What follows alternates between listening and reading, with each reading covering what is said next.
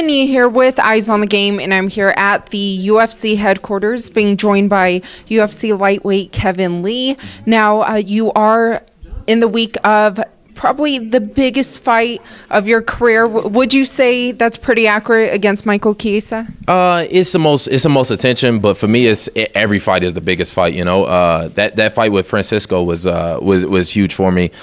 He was a 3-time world champion in kickboxing, so I took that one just as serious as I taken this one. And the fight before that, you know, some of these guys, just because you don't hear their names, these are very dangerous fighters. You know, Jake Matthews. You ask anybody about Mustafa, nobody wants to fight that guy. You know, he's very dangerous and very tough, and he hits like a motherfucker. So Mike Chiesa ain't gonna hit half as hard as him. Now, you did mention there's so much media attention, and yeah, you've been like everywhere, traveling, doing all this media stuff. How do you feel about that, and why do you think all of a sudden everything has come your way?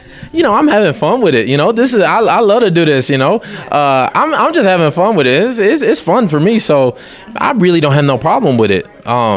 You know, I think, like I said, I was just here in Brazil. I was just here in Ireland. So, you know, it's just another experience, and it's just gonna add even more to it. I think the UFC's kind of testing me out, see how I do, you know, and then that way they can start promoting me on some pay-per-views or something, you know. Now, do you think a win over Chiesa could catapult you into the top contender? Yeah, I think it has to. You know, I think after this fight, you make me and Khabib happen in Detroit. That's the fight to make. Supposedly he's the #1 contender. We'll see. We'll make it happen. So either way, you know, there's only so many guys. I think there's only like 3 or 4 guys ahead of Chiesa. So after this one, it's on a bigger and better, and it's on a bigger fights. Now, you mentioned Khabib, but what about Tony Ferguson? Yeah, I like the Tony fight too. You know, if they want to make that, we can do a Michigan versus Michigan in Detroit. I like that fight. You know, Tony's tough. Tony's gonna be in for a tough fight. I like it. So, you know, whatever they approach me with, you know, I've just given Khabib because I've already got that kind of going. So, you know what I mean? I'm just trying to make it happen. And now, I know that you say you take all the fights personal. Do you feel that you fight better when it's kind of like personal and you react emotionally? Oh yeah, for sure. You know, this is what I said. Like I said, this is what I grew up doing. Talk shit and get in a fight. So you know, it ain't a fight if we ain't talking shit to me. So you know, it's even better for me. This is the way I like. You know, I'm just a fighter. That's what I like to do. And lastly, a few weeks ago, I spoke to Jeff Mayweather, and I know you train at the Mayweather gym, and he told me that Floyd was sparring 5 rounds with a UFC fighter. Was that you? No. Do you know who it was? Because Jeff was like, I don't know his name, but he was an MMA guy in the UFC, and I know last time we spoke, you mentioned you know about. Yeah, no, I can't say that.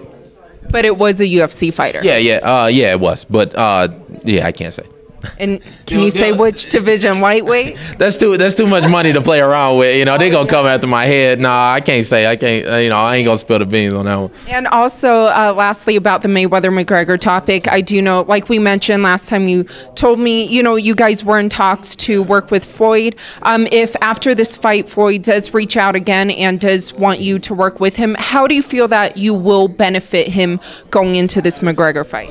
Absolutely. You know, we fight different. You know. MMA fighters and boxers, you know, we're different. The clinch is much different. We're much stronger. We're much, you know, it's just a different style of fighting. And I think Floyd isn't underestimating Conor. He understands that it's very real. You know, people might say, "Oh, Conor doesn't stand a chance," but it's a very real fight, and and once they get in there, you can't lie. You know, you if you didn't prepare right with the right sparring partners and the right trainers, then it's going to show during the fight. So that's what's going to happen. And lastly, prediction. Which round and who?